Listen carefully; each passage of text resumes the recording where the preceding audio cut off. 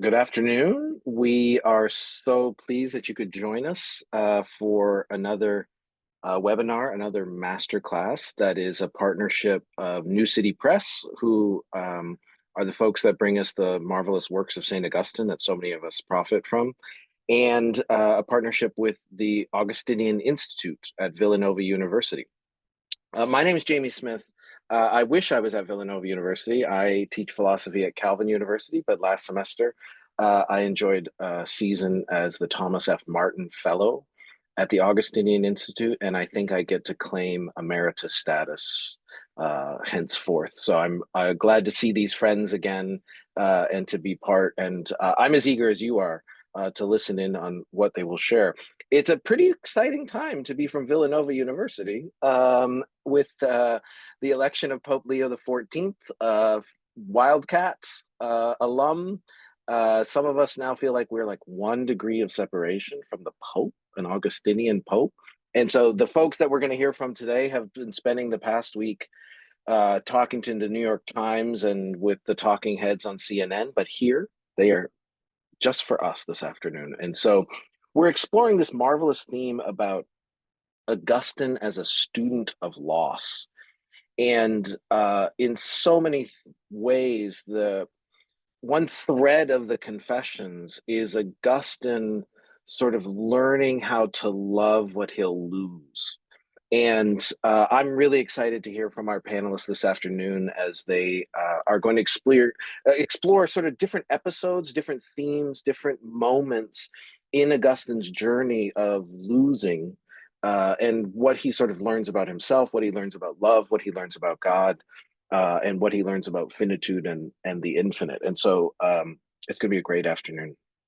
To give you a little sense of where we're headed, we have these 5 marvelous panelists from the Augustinian Institute. They're each going to share for 10 minutes or so-ish about some episode and moments in Augustine's journey in the Confessions. And then after we've heard from them, we should have ample time for conversation and questions. So if you look at the bottom of your Zoom screen, some of you are experts at this, you'll see an icon for Q&A. Put your questions, any questions that you would love to hear discussed or answered. Place your questions in that Q&A chat thread, and we'll come back to those at the end of the presentations, and we'll look forward to a conversation. If your question is directed to a particular panelist, that might be helpful to note, but otherwise, we're going to look forward to a fruitful conversation. So without further ado, let me begin to introduce our panelists. I'll introduce them each as we go. Our first is going to be Paul Camacho, who is Associate Director at the Augustinian Institute at Villanova. He also teaches philosophy at Villanova. He is a scholar, writer, speaker for both philosophical audiences and general audiences, and has done important work on themes of desire and happiness and education. And I know he spends a lot of his days teaching Augustine's Confessions. And so he's going to talk to us, first of all, about that famous and heartrending episode in Book 4 of the Confessions when Augustine loses one of his dearest friends. Paul, I'll turn it over to you. Thanks, Jamie. It's a pleasure to be with all of you, and it feels a little strange to be talking about grief in Augustine when Augustinian scholars, I think, are rejoicing all over the world to have an Augustinian as Pope. But as Jamie said, it's a really important theme, and I think the theme is not just about how Augustine grieves, but what he learns from grief. And so that's going to be, I think, a really important theme that builds. We're going to go in chronological order through the Confessions, and we're going to see the way in which Augustine, he internalizes a wisdom that comes from the way in which he wrestles with grief. So I'm going to talk about a very famous episode in Book 4 of Augustine's Confessions. Augustine devotes the majority of Book 4 of his Confessions to a meditation upon the death of a childhood friend. And it's paralleled by Book 9 of the Confessions, where Augustine offers a similar lengthy reflection upon the death of his mother, Monica, as we will see in the presentations by my colleagues, Colleen and Jesse. Now, the setting for Book 4 is this. Augustine's recently graduated from Carthage University, and he has a degree in rhetoric. And he wins a teaching post back in Tagaste, which is the place of his birth in Northern Africa. And he's back in his hometown at his first job, and he reconnects with a childhood friend. Now, we never learn his friend's name, but we do learn that the two of them quickly become inseparable. Here's a quote from the Confessions. Augustine says, "When I first began to teach in the town where I was born, I had a friend who shared my interests and was exceedingly dear to me. I loved him very tenderly, and similarity of outlook lent warmth to our relationship, for I had lured him from the true faith. Already this man was intellectually astray along with me, and my soul could not bear to be without him." Now, Augustine in his life will never be without friends. He had a magnetic personality, and he was always the smartest one in his group. His friends seemed to always look up to him, and they were always keen to adopt whatever ideological position Augustine had recently stumbled onto. And he changed his mind a lot, and his friends changed their mind along with him. So that reference to being intellectually astray, that has to do with Augustine's recent conversion to Manichaeism, a Gnostic religion that he had come to favor during his time when he was studying in Carthage. And from his perspective writing as a Catholic bishop, Augustine, the author, is cluing us into the fact that much of the glue of his dear friendship was Augustine's ability to convert his friend to Augustine's way of thinking. You could call this a kind of unity by intellectual conformity. Now, in a minute, we're going to look closely at the scene of his friend's death. But first, let's get a taste of Augustine's grief. After barely a year of sweet intimacy, his friend dies. And readers of the Confessions are always struck by the passionate, raw expression of grief that pours from Augustine in Book 4. And the grief is all the more poignant when we remember that Augustine, the bishop, is writing at a distance of some 15 years from the loss of his friend, and yet it's still just so fresh and raw. Here's one snippet, quote, "Black grief closed over my heart, and wherever I looked, I saw only death. My native land was a torment to me, and my father's house unbelievable misery. I had become a great enigma to myself, and I questioned my soul, demanding why it was sorrowful and why it so disquieted me, but it had no answer." Augustine writes, "I had become a great enigma to myself." This is kind of something amazing and astonishing about Augustine that runs through his whole life, that Augustine is given to profound introspection, even perhaps especially in his suffering. He's asking here, why is it that we suffer? What is the meaning of grief? What's its purpose? How do we live it? Why are we the kind of beings that can have our hearts rent? Here's another excerpt of Augustine's grief. He says, quote, "Woe to the madness which thinks to love human beings as though they are more than human. How foolish the human heart that anguishes without restraint over human ills, as I did then. Feverishly I thrashed about, sighed, wept, and was troubled, and there was no repose for me, nor any counsel. Within me I was carrying a tattered, bleeding soul that did not want me to carry it, yet I could find no place to lay it down." It's a heartrending and eloquent description of grief. Now we have to remember Augustine was a Roman, and the paradigmatic Roman wisdom came from the Stoics, from Stoic philosophy. Here's the counsel Augustine would have received from the sages of his culture. They would have said something like this: "The grief you feel, it's not inevitable. It is rather the result of loving what can be lost against your will."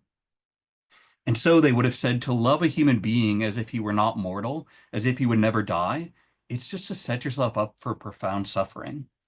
It's better, the Stoics would have said, to cultivate a considered distance from temporal, mutable things. And I think that Augustine is always tempted by such counsel. He is very Roman, but much to his credit, he doesn't let the Stoics have the last word. At the time, unable to make sense of his shattered heart, he tries, without success, to run away from himself. Here's what he says, quote, "Where could my heart flee to escape itself? Where could I go and leave myself behind? But flee I did from my native land, for my eyes were less inclined to look for my friend where they had not been wont to see him before. So I left the Goths," says Augustine, "and I came to Carthage." As a good Roman intellectual, Augustine considers that maybe his misery began not when his friend died, but rather the moment he loved something mortal. But this does little to help him. He finds himself stretched out as if on the rack, tired of living, but afraid of dying. He wants simultaneously to be rid of himself and to be at peace with himself.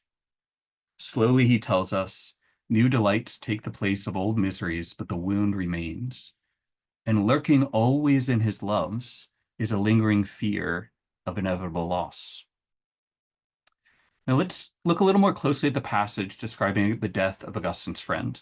This is in Book 4, Chapter 4, Paragraph 8. And Jamie, I think, is going to put it up on the screen for us. I'm going to read the whole passage and we'll see the end of it is what Jamie has up. So here's what Augustine says. "As my friend struggled with fever, he lay for a long time unconscious and sweating at death's door. And as hope for his recovery dwindled, he was baptized without his knowledge." This is a common practice in the Catholic Church of the 4th and 5th century to be baptized near death, to wash away all of your sins. "I cared little for this," Augustine says, "since I took it for granted that his mind was more likely to retain what he had received from me, irrespective of any rite performed on his unconscious body. He had already learned that he had received baptism, and he recoiled from me with a shudder as though I had been his enemy. And with amazing, newfound independence, my friend warned me that if I wished to be his friend, I had better stop saying such things to him. I stood aghast and troubled, but deferred telling him of my feelings in order to let him get better first, thinking that once he was in normal health again, I would be able to do what I liked with him. But he was snatched away from my mad designs to be kept safe with you, God, for my consolation. A few days later, the fever seized him anew, and he died, and I was not there." Now, it's from this moment that in the story, the narrative that Augustine is giving us in the Confessions, that he goes into those long laments, those passages that we were reading before. But notice how in the story Augustine is telling about his friend's death, he assumed that his influence over his friend would be greater than that of God's influence over him through baptism. And we might ask, I think Augustine, the author, is inviting us to ask why he should have been so troubled by his friend's change in conviction. What does that reveal about Augustine as a friend? I want to suggest it reveals that when Augustine was loving this friend from his childhood, when he was a man in his young 20s, it was really a way of covertly loving himself. Or maybe another way of putting it is that he loved the image of himself he had created in his friend. And so in hindsight, when Augustine looks back, he considers it something like a severe mercy, a kind of consolation for his friend and for himself, that his friend was saved from Augustine's intellectual and moral folly. In other words, that God took his friend rather than letting his friend be conformed to Augustine's self. I'm going to end with a little reflection and a looking forward to what this means for Augustine, the wisdom that he's gleaned from this. So think about this. From the perspective of Augustine's later self, there is a redoubled grief, a kind of double grief that's present in this episode of his friend's death in Book 4.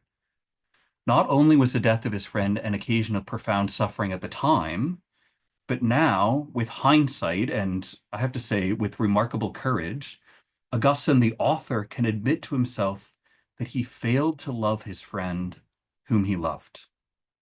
The grief of Augustine, the author, is a retrospective grief at betraying his beloved one. But there's wisdom that can be gleaned from this episode of loss and from Augustine's willingness to enter back into his grief. And there's consolation too.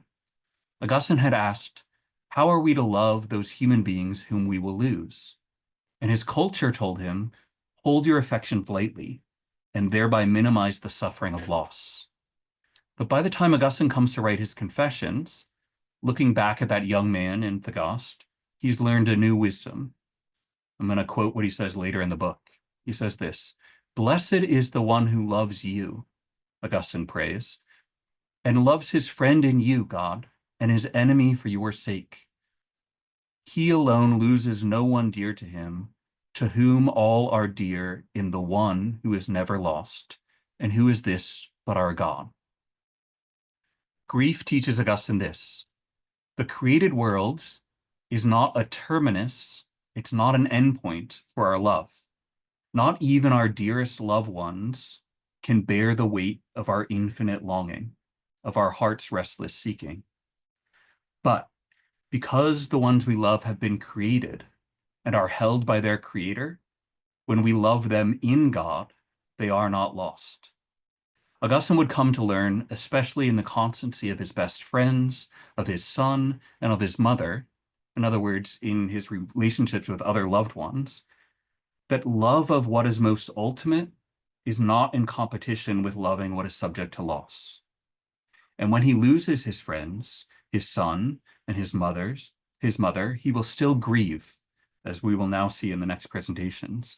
But that grief will come to be tempered by thanksgiving and by a grateful acknowledgement of the goodness of that profound creative origin that has always held together Augustine's heart with those whom he has loved. That's marvelous, Paul. Thank you so much.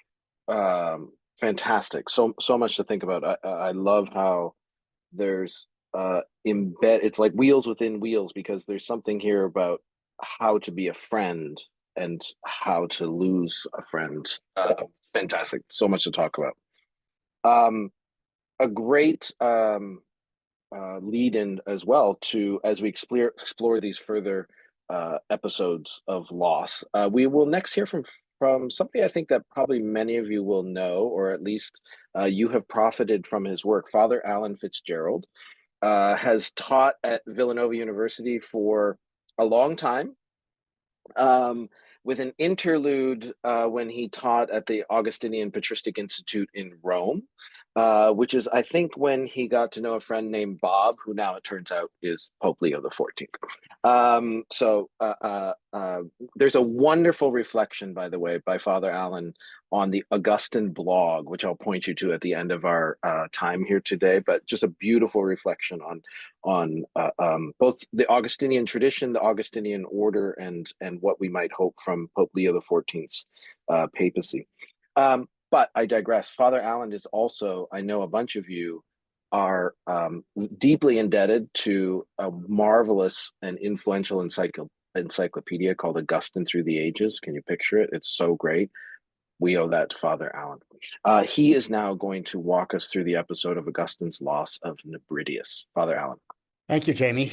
And thank you, Paul. That was a really nice setup insofar as the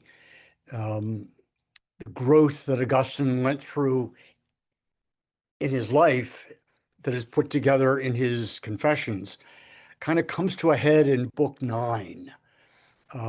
Book 9 has been called by one author and the emotional heart of the Confessions, because he's not just talking about this or that experience. He's talking about the loss of 5 friends. Begins with stories of Verecundus and Nebridius, both of whom were in some way part of his life in Milan, but also shortly thereafter. And he will then end up talking a bit about Adeodatus, about Patricius, and about Monica. And as the person who says that is Kim Paffenroth, and as he explains that Book 9 completes the transformation of Augustine from a man with all sorts of difficulties and divisions to someone who has learned to accept something beyond the world in which we live.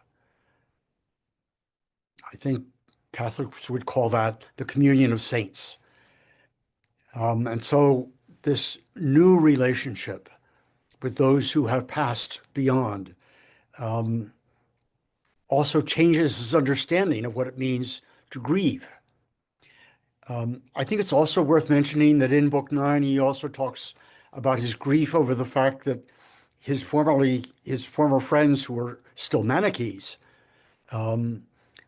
he so wanted them to be a part of what he's doing now.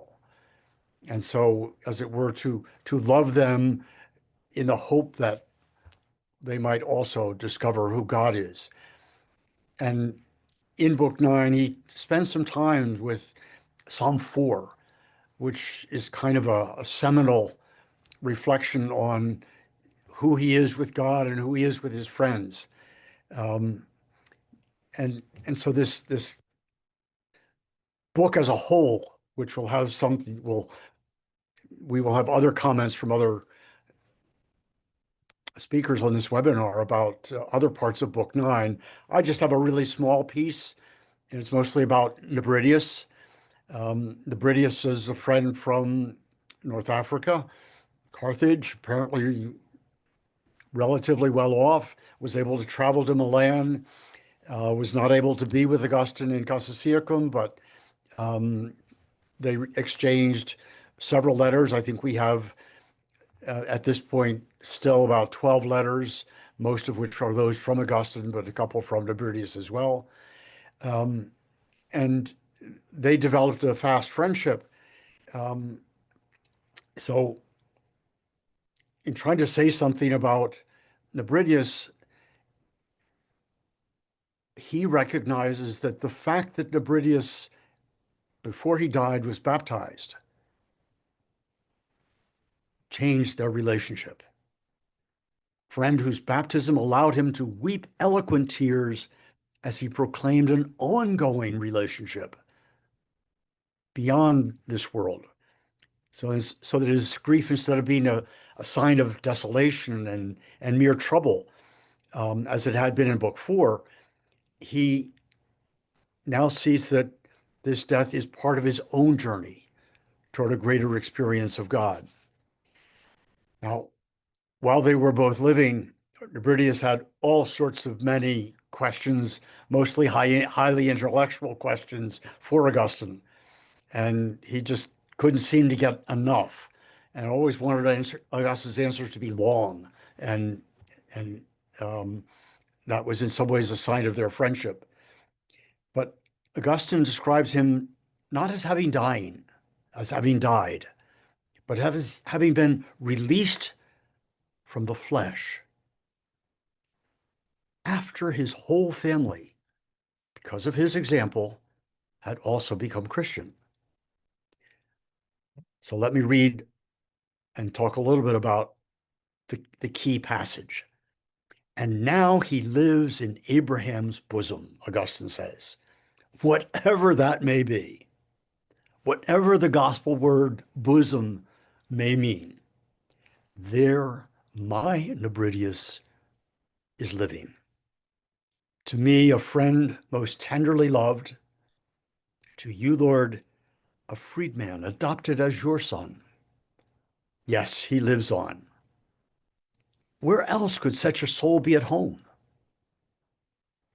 Referring to the great joy he had in knowing Nebridius, knowing what kind of a person he was. He is alive in that place about which he used to ask me so many questions. Ignorant and paltry fellow that I am. No longer does he bend his ear to my mouth. Big difference from the way he thought about his friend in Book 4. Rather, does he lay the mouth of his spirit at your fountain and avidly slake his thirst as he drinks your wisdom to the utmost of his capacity. And then a key phrase. Yet I cannot believe that he is so inebriated as to forget me. Since you, Lord, from whom he drinks, are mindful of us all. So there's a sense of one being part of all, a sense that even Pope Leo put in his coat of arms when he spoke of one being altogether in one. So Augustine's sadness is filled with a sense of ongoing relationship. He has a surprising sense that somehow Nebridius is still mindful of us. A beautiful affirmation of his faith in what I said before, in the communion of saints. On the Augustine blog, a woman named Amanda Knight, a couple of years ago, put a lush reflection about the death of Nebridius. Let me read a piece of that reflection. This remark about Nebridius, his mindfulness of Augustine, likely flows from the prominence that Augustine gives to the notion of attention in his general account of love. For Augustine, love drives what we pay attention to. He will say we are what we love. Love is, in fact, a force of union. A lover cannot but be drawn to and united with what he loves. And this union is primarily psychological, defined by attention to the beloved. End of quote. I would add not only psychological, but also that dimension of the psyche that is spiritual. Amanda then continues to provide a general perspective, a short quote. It seems to me that Augustine has seized upon what is truly at the heart of grief in the face of death and loss. He seized upon this craving that we have, that's the end of that quote. He seized upon this craving that we have for relationship. And it doesn't go away just because someone has died. So friendship is so important to Augustine, and I think to us, that it is truly God's gift. When someone who is truly a friend dies, our relationship is certainly changed. But Augustine expresses the belief that it does continue, not just in the longing we have from here on earth, but in the reality of that which he believed, and which we believe when we profess the communion of saints. It seems to me that belief is really at the core of what Augustine is talking about when he talks about this grief as a kind of a longing to have an ongoing friendship, an ongoing relationship. As I said a few minutes ago, in the seal that Pope Leo has chosen, he puts the words in illo uno unum, in him all one. It highlights the simple reality of unity in Jesus Christ, or as Augustine says, all Christians, in union with their head, who has ascended into heaven, form one Christ. It's not as though he were one and we many. No, Augustine continues, we who are many are one in him, for he is one. Christ, head and body together, is a single individual. And I believe that experience with Nebridius, which will be picked up in things that are said after me, is really what not only describes friendship, but describes understanding of how friendship is something much deeper than something limited to this world. So his grief has been transformed insofar as he no longer talks about loss as death, but as the changed nature of the way people think of one another.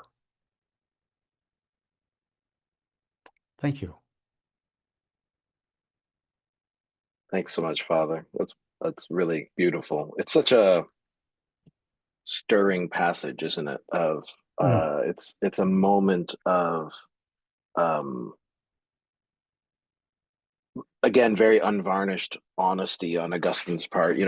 Sometimes I think we experience grief as these moments where you see something or you hear something or you want to share something, and in that brief hiccup of a moment, you think, I can't wait to call, and then you realize and remember that they're gone, and you just live it over again. But this almost childlike admission that Augustine, the intellect, makes, which is, I also think he's thinking of me. I really hope he's thinking of me. That, again, this sense that friendship, the endurance of friendship, really, really wonderful. This is so great. Folks, can you believe you get to this? You get all of this for free on a Wednesday afternoon. It's incredible. Um, uh, let's continue with the maestro of the Augustinian Institute, Jim Wetzel, the one and only. He's also professor of philosophy at Villanova University. He is the author of a number of illuminating books on St. Augustine, especially. If you're not familiar with it, I really, really want to highlight his wonderful critical guide to the city of God, which I just think is a fantastic resource for tackling a very difficult work. But also, Augustine and the Limits of Virtue is just a sort of canonical book in Augustinian studies. Jim is going to share with us about the moment when Augustine loses his son. Jim. Thank you, Jamie. Very kind of you. Glad you're here. Good to see you. All right, so here's a portrait of grief. Augustine had a son. The son's name was Adeodatus. The name translates into English as God-given. Augustine certainly did feel that his son was a divine boon of some sort, and a boon likely to have been wholly unearned. Augustine loves Adeodatus fiercely, but he wasn't thrilled about his son's manner of entry into our tangled world of flesh and spirit. In the Confessions, Augustine recalls his first sojourn at age 18, away from his native town of Thagaste and well into the city sizzle of an almost mythical Carthage, a port city of endless distractions, mostly sketchy, but alluringly so to the mind of a young adolescent. At the time, Augustine writes, I lived with a girl not bound to me in lawful wedlock, but sought out by the roving eye of restless desire. It's not entirely clear, or clear at all, where the mother of Adeodatus is in all this roving and reckless desire. But I suppose that's the point. There is a quality of his sexual desire that absents Augustine from the very woman he feels he owes fidelity. But whatever its character, the relationship with Adeodatus's mother lasts about 15 years. It ends with Augustine's intent to marry up and pursue well-paying secular ambitions that he seems strangely to have no fondness for.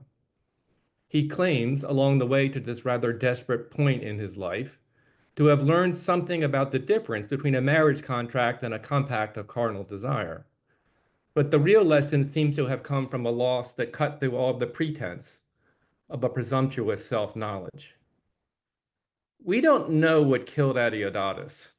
It was an illness, perhaps not unlike the fever that had consumed his grandmother Monica, as she and her son and the rest of the North African contingent waited at Ostia for safe passage home. We don't even know for sure when the boy died.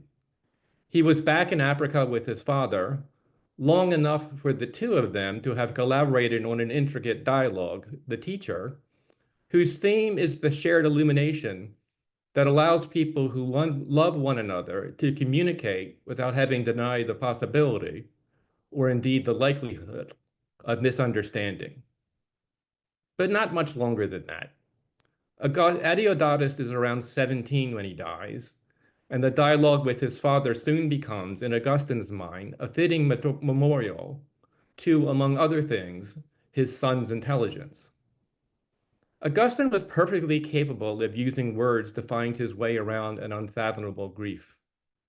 I think of his harried descriptions in Book 4 of the Confessions of a hometown friend's sudden passing, and even more, I think of the wrecking ball grief of Book 9, where Augustine finally gives himself permission to weep tears, and let his mother go. I assume he would have found the loss of his son equally unfathomable, but he has very little to say about it. Just a few lines in chapter 14 of book 9. He speaks there of Adeodatus's death as if it were an aside to the real story, that on Easter 387, Ambrose, the formidable bishop of Milan, baptized Augustine along with two others, Augustine's beloved son Adeodatus, then around 15, and his dear friend and follower Alypius. And so we were baptized, writes Augustine, and all our dread about our earlier lives dropped away from us. There are tears that go along with this memory, but they are tears of delight, prompted by the songs of a singing church. My tears ran down, Augustine tells us, and I was the better for them. Meanwhile, we are to remember two things about the son's death. One is that Adeodatus never gave his father cause to worry about the state of his son's soul. The boy had clearly inherited a portion of his eternal father's luminosity, but no part, it would seem, of his earthly father's murky carnality. The second thing to remember, at least for those who are dedicated readers of Augustine, is that Adeodatus thinks his own thoughts in the dialogue The Teacher. His part, there and in life, is not his father's invention. Both points of remembrance can be read as distancing devices. Augustine seeks to reassure himself that his son does not share in the sin of his conception, and Augustine further seeks to reassure us that he has raised a truth seeker or someone having a mind of his own. There is merit to this reading, to be sure, but it missed the deeper bond between father and son. Let me take you to one of the most arresting passages in the Confessions. Monica, Augustine's mother, is a breath away from death. Augustine and Adeodatus look on and bear witness as she breathes her last. Then there is the eruption of grief. I want to read the same passage from Confessions 9:12-29 in two different translations. One is Maria Boulding's rendition, the other Henry Chadwick's. First, Boulding, and this is Augustine speaking. I closed her eyes, and a huge sadness surged into my heart. The tears welled up, but in response to a ferocious command from my mind, my eyes held the font in check until it dried up, though the struggle was intensely painful for me. But as she breathed her last, the boy Adeodatus burst out crying. He was restrained by all of us and grew quiet. By this means, something boyish in myself, which was sliding towards tears, was also restrained by the man's voice of my heart, and it too grew quiet. And now Chadwick. I closed her eyes, and an overwhelming grief welled into my heart and was about to flow forth in floods of tears. But at the same time, under a powerful act of mental control, my eyes held back the flood and dried it up. The inward struggle put me in a great agony. Then when she breathed her last, the boy Adeodatus cried out in sorrow and was pressed by all of us to be silent. In this way, too, something of the child in me, which had slipped towards weeping, was checked and silenced by the youthful voice, the voice of my heart. The main difference between the translations turns on how each translator renders the Latin phrase juvenali voca cordis, whose literal rendition, as best I can make out, is this: the youthful voice of the heart. That is an arresting phrase for an arresting scene, but the bluntness of the literal rendering leaves the heart too untethered to be terribly intelligible. Whose heart is this? Boulding ties things down by making the heart a man's heart.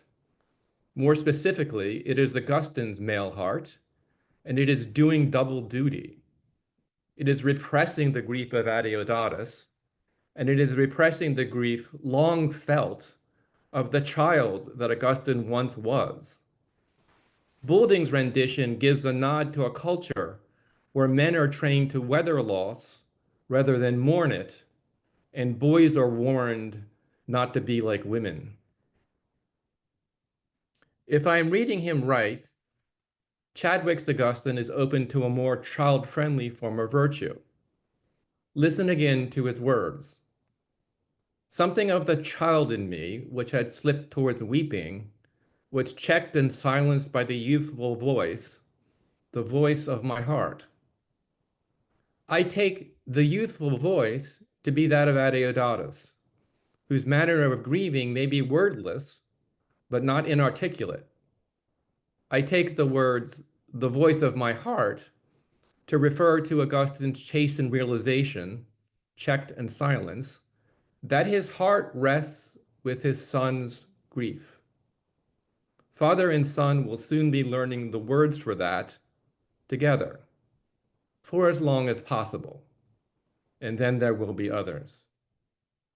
I am not inclined to choose between Bolden and Chadwick, who together frame an urgent antagonism within Augustine's heart. I simply want to remember, along with Augustine, the beauty that does not last, and yet somehow strangely returns. Thank you. Fantastic, Jim. Thank you. I've never seen that before. I've never noticed the bivalence of that you've brought out. There's a lot at stake in the translation, and I love your suggestion that maybe we hang between these. Maybe there's something at stake there, folks. Let me remind you, we're going to have time for some discussion and questions at the end. You can start dropping questions while you're thinking of them in the Q&A box that you'll find at the bottom of the Zoom window. We will next hear from Colleen Mitchell, who is Associate Director of Outreach for the Augustinian Institute. She is also the person who manages the Augustine blog that we've mentioned several times here, and so we're indebted to her for that work. She is a political theorist by training. I am still eager to see the fruit of her work of a book on Augustine and Machiavelli, which I think is baking in the oven as we speak. And Colleen is going to help us explore and think about Augustine's loss, that's canonical, iconic loss of his mother, Monica. Colleen. Yes, thank you so much, Jamie. If you could pull up the first slide that I have, that would be wonderful. All right, so Augustine is called in the Confessions a son of tears. And he's named this because of all of the times in which his mother, Monica, cried and cried and cried on his behalf during her prayers for him. And that is true when he leaves her and lies to her to go to Rome, and when he's quite sick, and when he's feeling lost, she prays and she weeps for him. And Jamie, if you go to the next slide, please, we can see that Augustine is also kind of associated with tears. There are many, many instances in which he cries in the Confessions. And some of these have to do with grief, and some of them don't. We've already kind of discussed some of these moments, particularly the tears for the death of an unnamed friend that Paul so beautifully talked about. And Jim mentioned, Jamie, if you go to the next slide, this point, which is when he cries at his baptism. And he says, my tears ran down and I was the better for them. And so we see with Augustine, despite, kind of stoicism, which Paul talked about being in the ether in Rome, there's kind of real openness to emotions, particularly physically performing these emotions, and that kind of performativity is a real question. At what point are Augustine's tears authentic and genuine? And at what point is he just crying in theater shows at Carthage as a teenager because he loves to cry? And so they seem to be very fraught in throughout the confessions to mean different things. And so, Jamie, if you could go to the next slide. This is the passage that Jim just had us look at together so wonderfully. And so I won't dwell too long here. But I think that what Jim was pointing to with the differences in the translation also points to ways in which our own baggage around tears, our own, especially in terms of our gendered expectations, what we expect men in their 30s to do versus boys versus girls versus women, seems to really influence how we interpret this passage.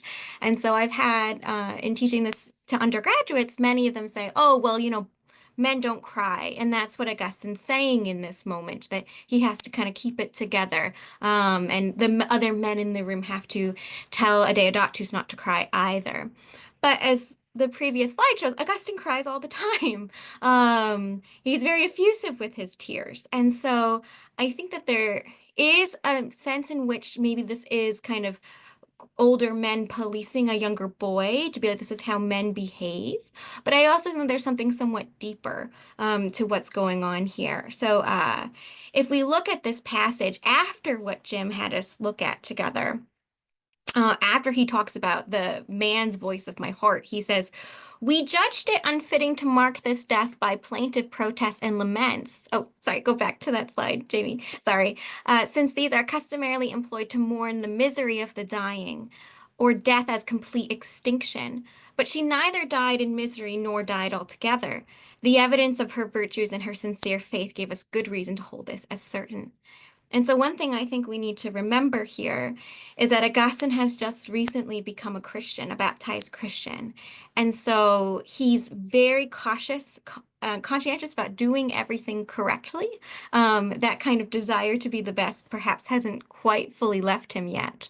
And Christians, for them to weep and mourn and maybe pull their hair out the way one might expect a North African to do, as you could see in something like Greek culture with Achilles after the death of Patroclus, or you see sometimes in the Aeneid.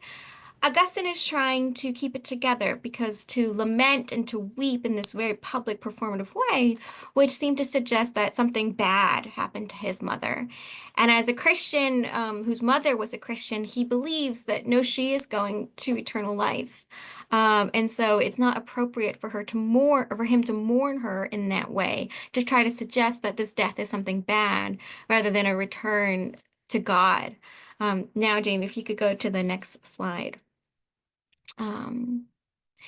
But despite, this kind of real attempt to kind of monitor Adeodatus, to perform well as Christians, to demonstrate their belief in the everlasting life promised by God and through Christ, Augustine does eventually find a chance to weep. And this is when he is in the bath by himself. Augustine often might feel foreign and ancient to us, but I think in this way he feels extremely relatable in some ways, of who hasn't ever gone to the bathroom by themselves and just slowly cried.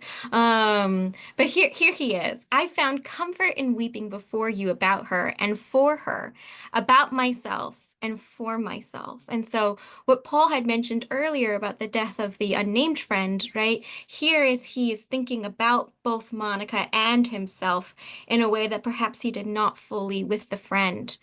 The tears that I had been holding back, I now released to flow as plentifully as they would, and strew them as a bed beneath my heart. There it could rest, because there were your ears only, not the ears of anyone who would judge my weeping by the norms of his own pride. And so there we see Augustine very aware that his own only audience in this act of crying is God. And so he's not being judged for crying too much or crying too little, or crying for the right reasons, or doing it in the right way according to convention. And there's no one to kind of assert judgment on him except for God, who can hear him. And now, Lord, it is in writing that I confess to you. Let anyone read it who will, and judge it as he will. And here in this confession, the older Augustine is calling back, I know that you're watching me at this point. So again, it's kind of this private moment that he's now made public once more.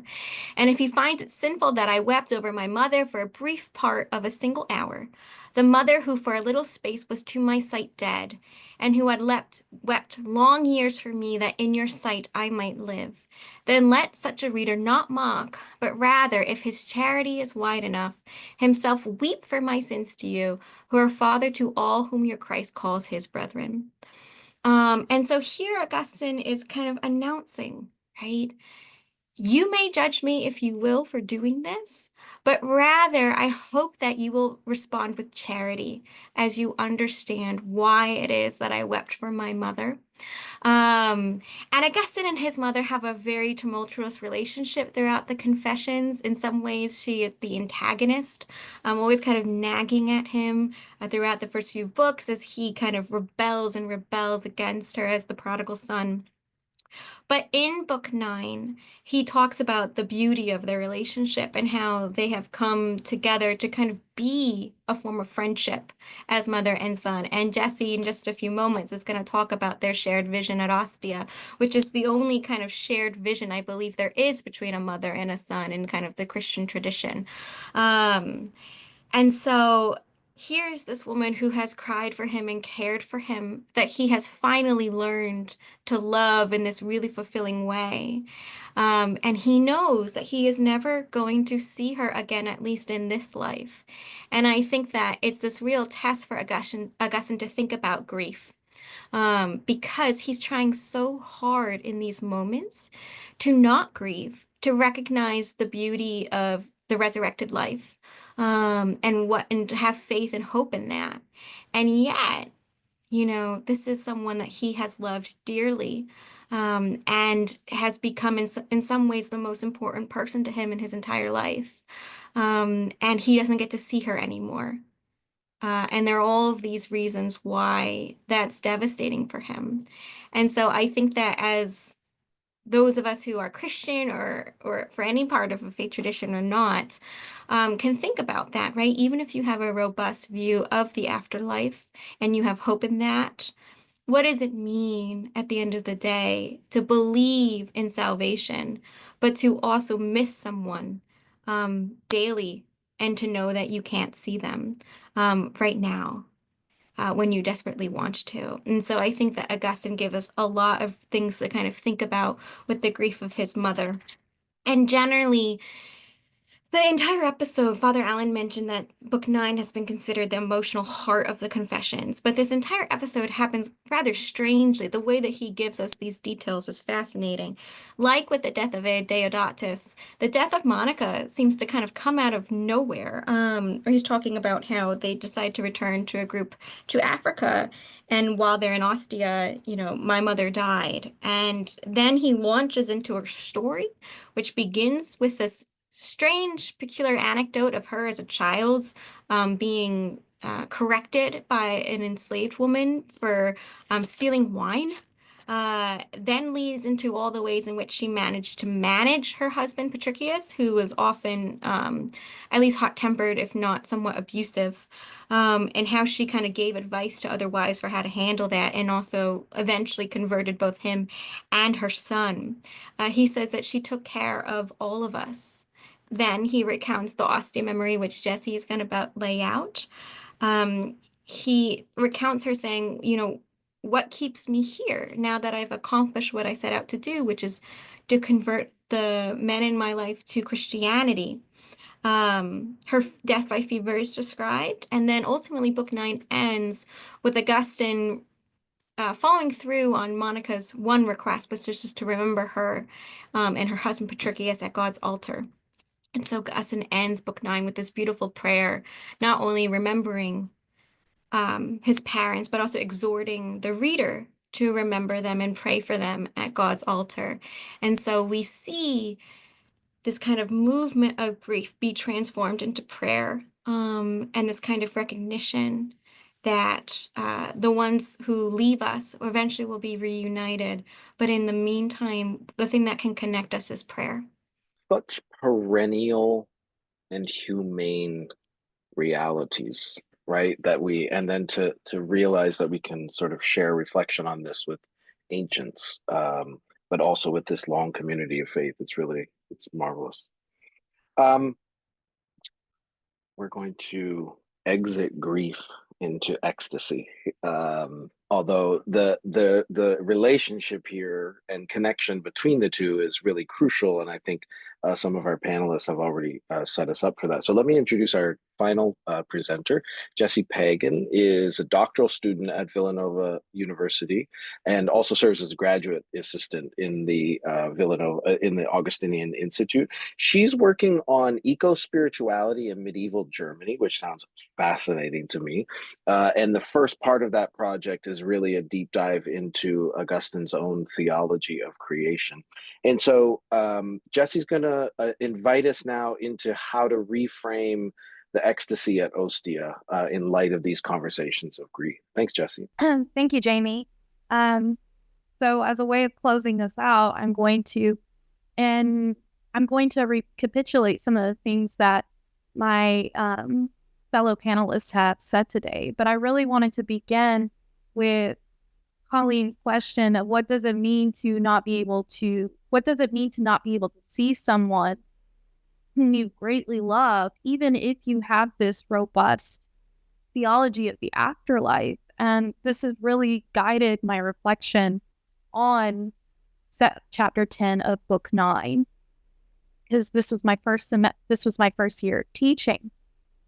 My students, when I first introduced them to the confessions, were kind of unnerved by what they were reading. And I was expecting there are numerous places that first-time readers of confessions can feel adrift.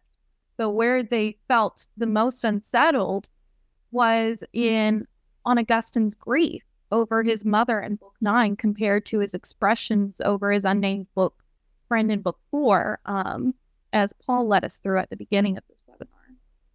And they remarked upon how unsettling it was that Augustine seemed to grieve more for his friend than his own mother.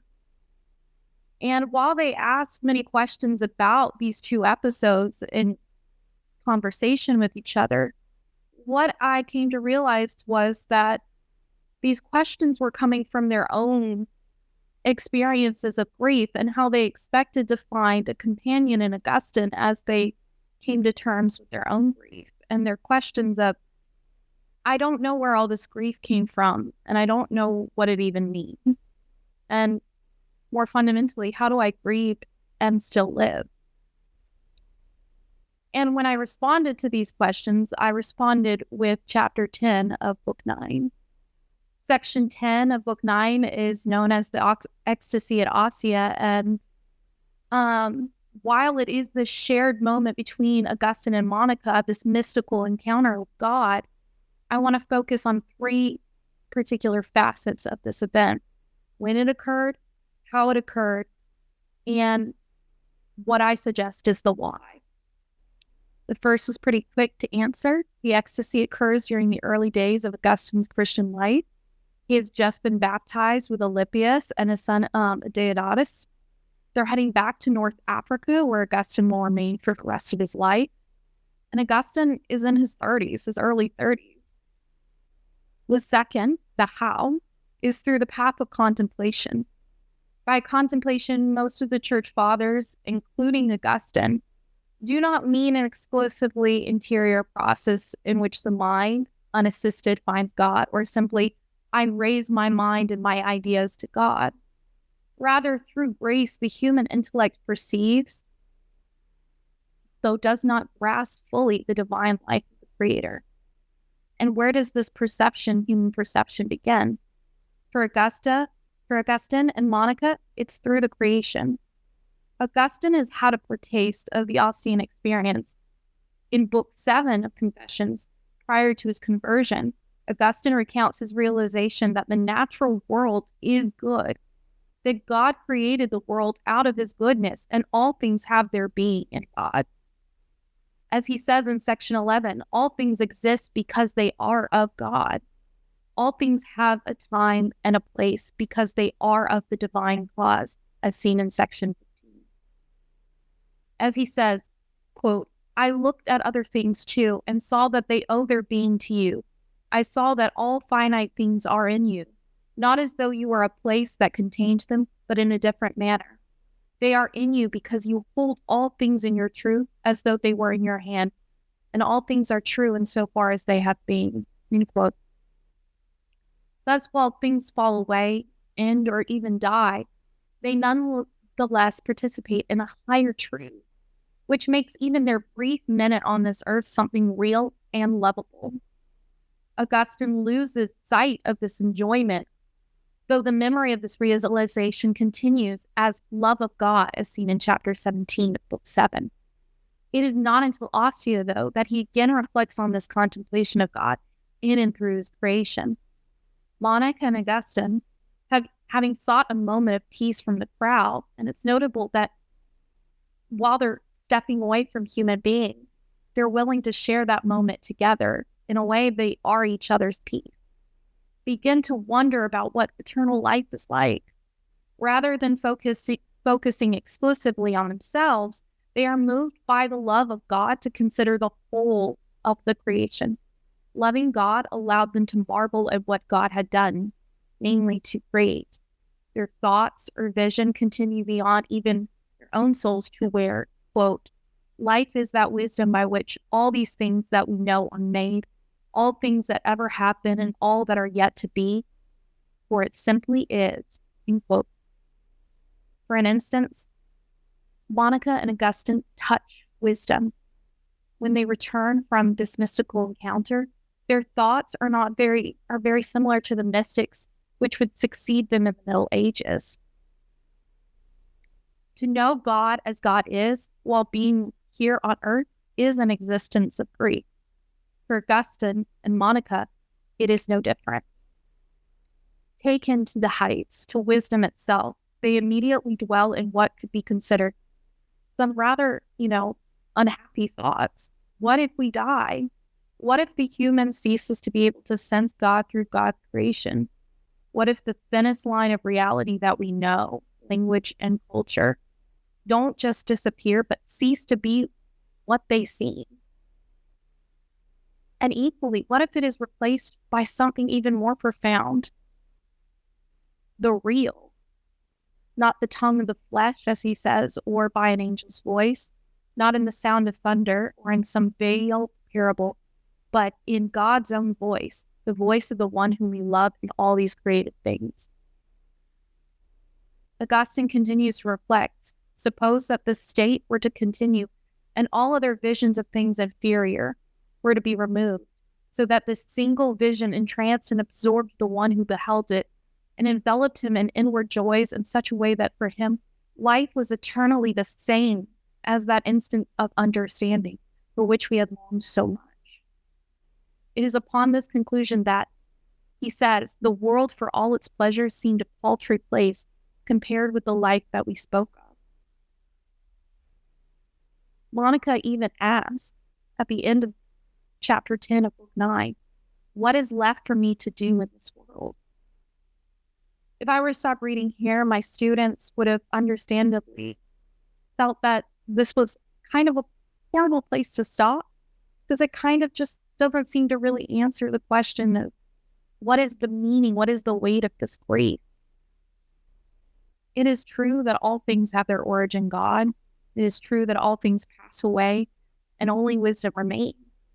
It is also true that the Christian experience of God in the hereafter is the singularity of vision, that all things disappear other than God. But to the person who has experienced loss, this might not be what they want to hear. They want to see their loved ones in the afterlife. They want to know that this isn't just going to all fade away. There's a big and bold, however, in Augustine. The contemplative moment of book 7 and book 9 are linked. In the first, all things are the expression of the good creator God. They have their moment, their time, and their place. The beatific vision of book 9 communicates the ability to see God unfiltered, to hear and see God without separation. If all things exist in God, not as a place, but because as though they were in God's hand, to see God unmediated suggests a hope of also seeing your loved ones as they exist in God. You no longer need to only seek out your mother or your childhood friend or your spouse individually, but to hold God fully is to hold them also in your eyes. And finally, third reason, the why. The beatific vision of Augustine and Monica is no happy accident conveniently occurring prior to death. Rather, the fulfillment of the contemplative experience in Book 7 is Book 9. The ecstatic vision is not what replaces the human experience of love or loss. Rather, the vision comes precisely because of the very caring God in which Augustine believes. For Augustine notes, quote, "You knew which day it was to be," end quote, referring to Monica's death. From the human side, we'd call this fortuitous. But for Augustine, he would know it as providential. The ecstatic vision comes because he would need to know that the loss was not without meaning, that it had a greater joy to come, and that it was one in which his mother would share. As Paul noted, to love fully is to love the person on God's terms. Father Allen noted that baptism changes the nature of relationship, and it's the same here in chapter 10 of Book 9. Monica is able to leave this world knowing Augustine has been baptized.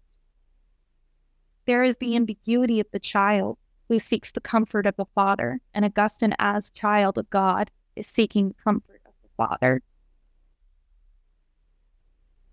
And maybe a good way to end it is the Matthean verse in chapter 10 of Book 9, in which Augustine says that they will know the joy of the world to come. Thank you. Thanks, Jesse. A really lovely conclusion to a very rich set of reflections on grief and loss and hope and longing. And it's so, one theme that just comes out is this braiding and twining of grief and friendship. Says something both about grief, but it also tells us something so important about friendship. And even, as you mentioned, there's almost this kind of social desire that characterizes our longing for afterlife, which isn't just a sort of solitary endurance. It's a communal gathering that Augustine gives voice to, and that I think people still feel existentially. It's really great. Thanks, panelists. We don't have a proper way to sort of say thank you to all of you, but thank you so much for sharing from this.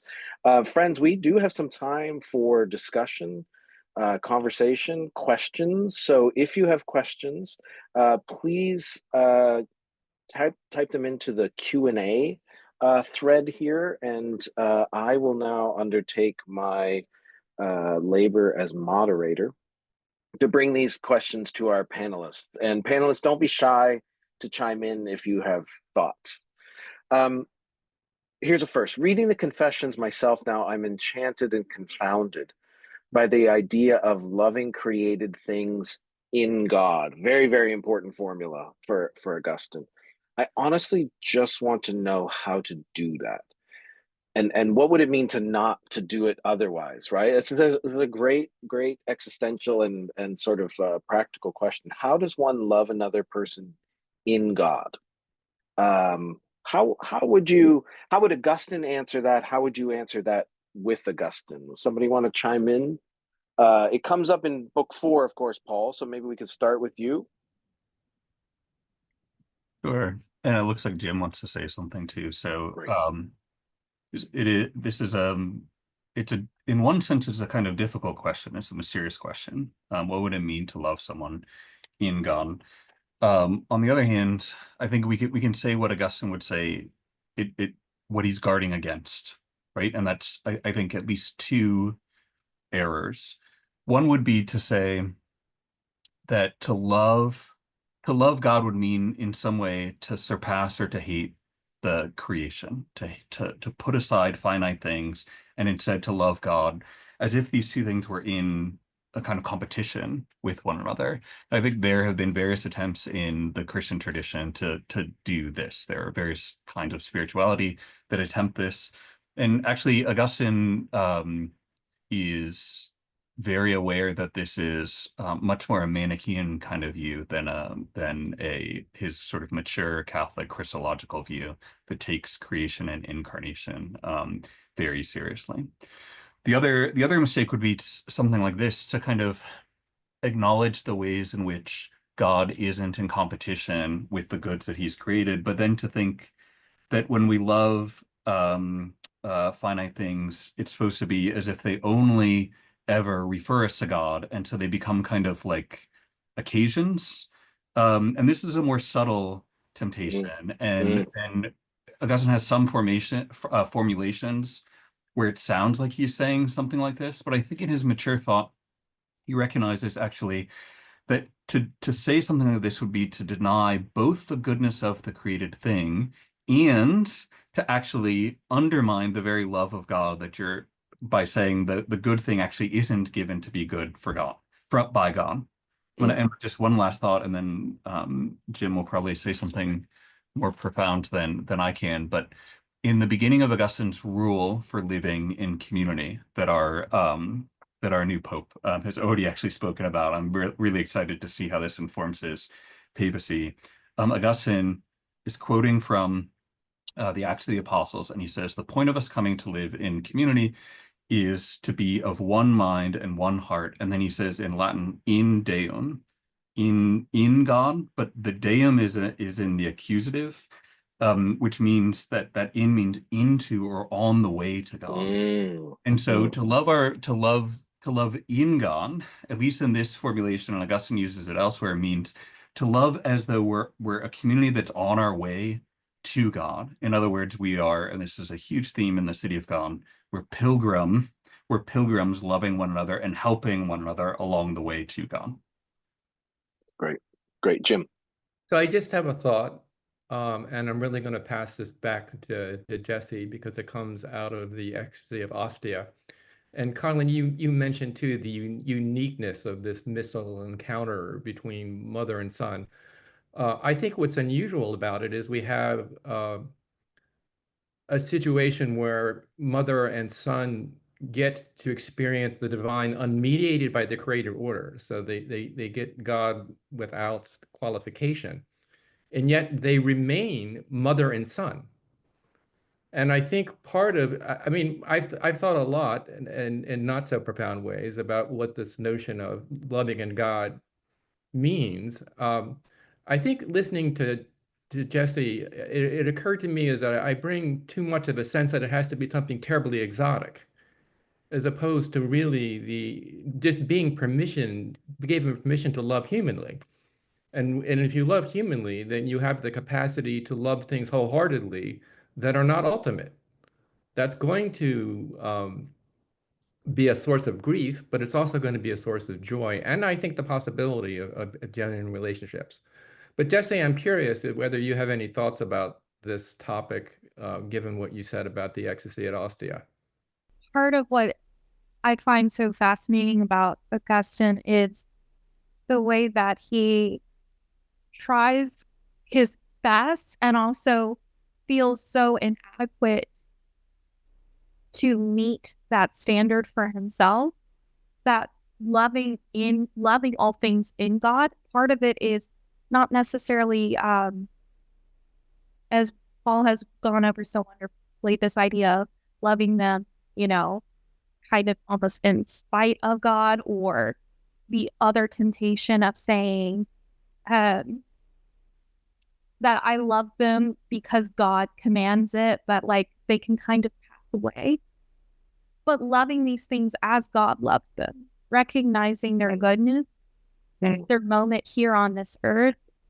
As I mentioned in book 7, he noted that everything has its place, its time, and its moment. And it's not that it's just because these things will pass away and it's just the reality of being not the infinite. But that their time and their place is part of who they are, and loving them in their limitness is what God does every day. And so if you're loving them in God, and if you're called to be like God, then you should also love them for the moment that they are, but also allow them to be what they are.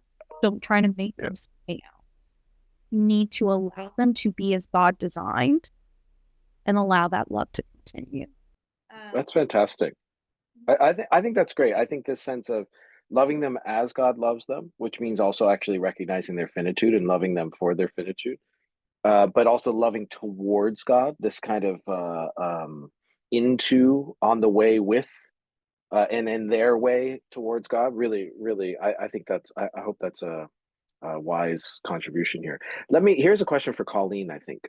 And I think this is really interesting.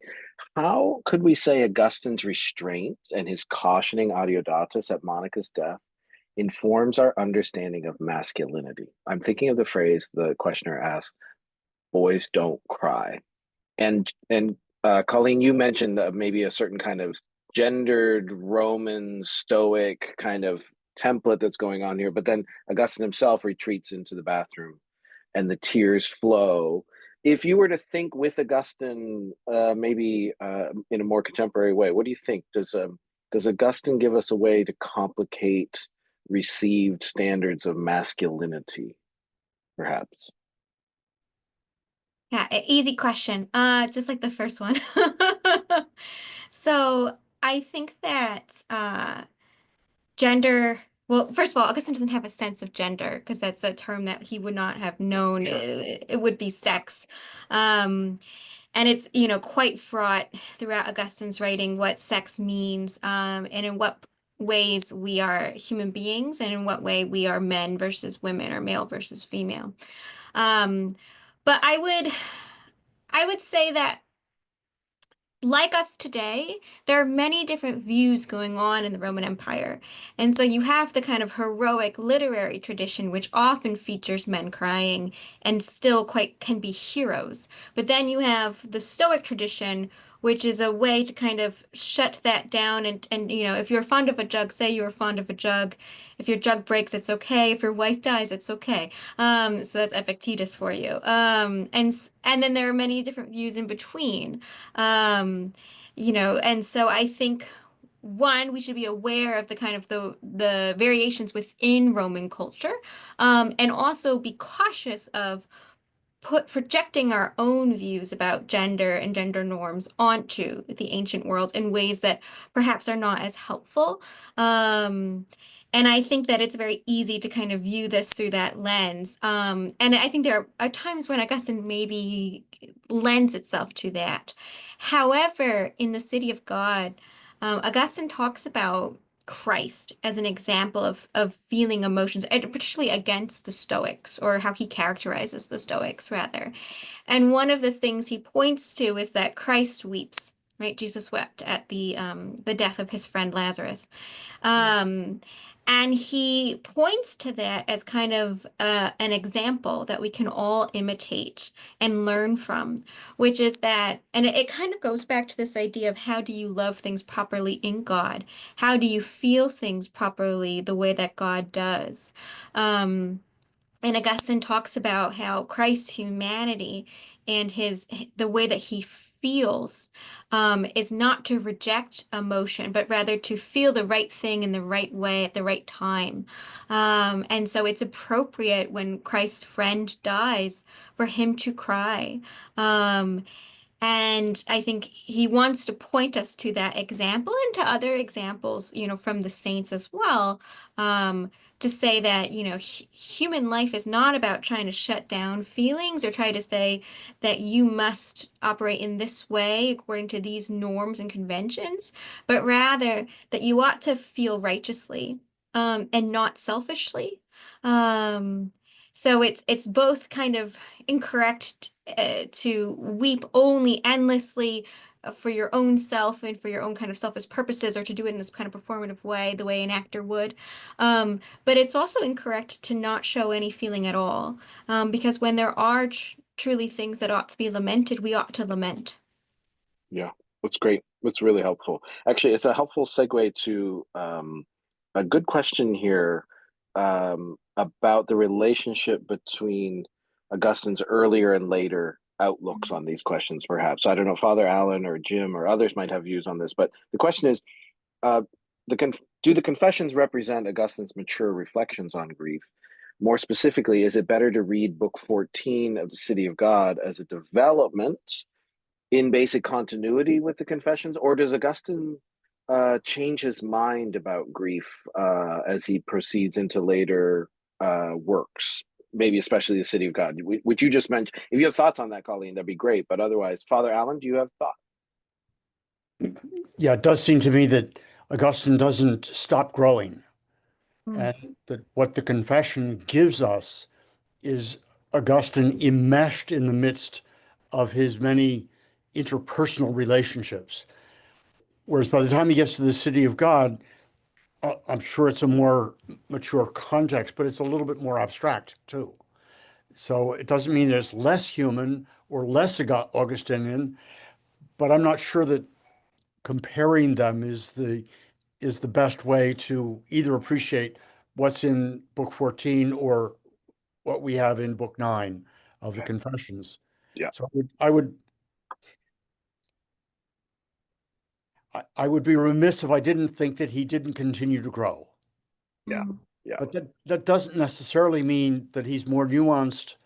It's just that it's a whole different take in a whole different context Yes. on that which he has beautifully done in the Confessions. Yeah. That's great. That's great. Thank you. Jim, did you have thoughts on that? Or Just a quick thought. I think that the Confessions does represent his fruitful struggle with the liability of human beings to grieve. And yet remember, this is the work of a young bishop who's making himself very vulnerable to audiences that aren't always so friendly towards him. I think what develops more in more detail, and this is certainly true of some of the later books of the City of God, the critique of Stoicism becomes deeper and more visceral. And if you think of Stoicism not simply as a school of philosophy, but as a style of selfhood, Augustine is less and less tolerant of people who feel that the way to live a life is to really to be able to control a life and not be open to risking selfhood for compassion. And I think his sense that there's something fundamentally loveless about a certain fascination for invulnerability, that becomes more of a pronounced theme. But it's not in contradiction, I think, with the Confessions perspective. There's a question here that is sort of related to this, which is your point about the sort of context and energy of the Confessions as a younger work. Somebody asks, given that Augustine writes Confessions in the late 390s at the end of several years of significant personal losses, how much can we read or receive Confessions as conceived in grief and a redemption of grief? In other words, there's a certain sense in which it is the Confessions written in the heat of grief? How much do you think it frames the project? I can say something about this. Great. I've always been really struck that at least the narrative books of the Confessions, 1 through 9, and not as you would expect with kind of this like triumphant discussion of his baptism, which is mentioned very, very briefly, but rather with this prolonged discussion of Monica. We get little vignettes kind of Alypius and of Nebridius, which Father Allen talked about. But Monica really comes to the fore at the end of the Confessions, and her story becomes Augustine's story, or vice versa. And, you know, there's been a lot of scholarship on this as to what degree is this an authentic Monica. Most of what we know about her is only through Augustine's telling. Would she have told her story in the same way? But I think it's really, really striking that a text that is mostly an inward-looking discussion of how he came to be and how he changed and converted ends not with conversion, right? It ends with this loss, but also with this hope of being reunited. And then, of course, we get memory, and then we've got this larger discussion of creation. But I think part of what Augustine is showing is that death is part of our story, and that it's not just about beginnings, it's also about endings. And his story hasn't ended yet, but someone else in his life will.